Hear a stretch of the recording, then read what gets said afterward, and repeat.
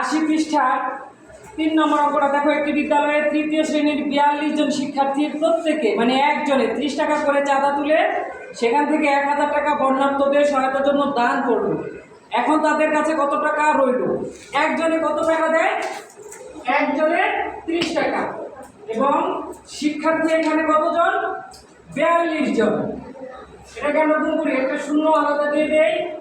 এবার দেখো 3 দ্বিগুণে 6, 3 4 12। যদি না করো আমরা একটু রাগ করেও নিতে পারি। এখন টোটাল টাকা উঠলো কত? 1260 টাকা। এখান থেকে দান করা হলো কত? 1000 টাকা। এখন আমরা 1000 টাকা তাহলে বাদ দিয়ে দিই। কত থাকবে? 0 থেকে 0 গেলে 0, 6 থেকে 0 গেলে 6, 2 থেকে 0 গেলে 2, 1 থেকে 1 গেলে 0, রইল কত? 260 টাকা।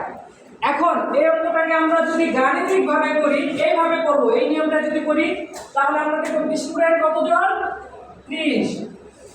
এখন 42 জন স্টুডেন্ট টাকা দিলে আমরা পাবো 0, 1000 টাকা দান করলাম।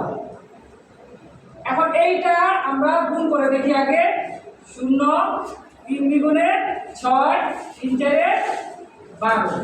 আর আমরা বন্যার্তদের দান করলাম কত? 1000 টাকা।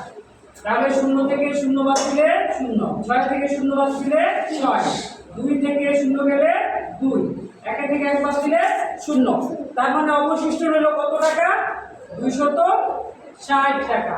আবার একটু খেয়াল করো, এখানে প্রত্যেকে দেয় 30 টাকা, একজনে কত? 30। তো 42 জনে গুণকারে আরো অনেক টাকা, তো 42 জনে দিবে আরো, এটা গুণ করবো আগে। এরপরে আমরা যেটা দান করবো সেটাকে বিয়োগ করবো।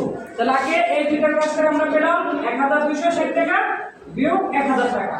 1260 টাকা থেকে 1000 গেলে থাকে 260 টাকা। ওকে, বুঝতে পেরেছ?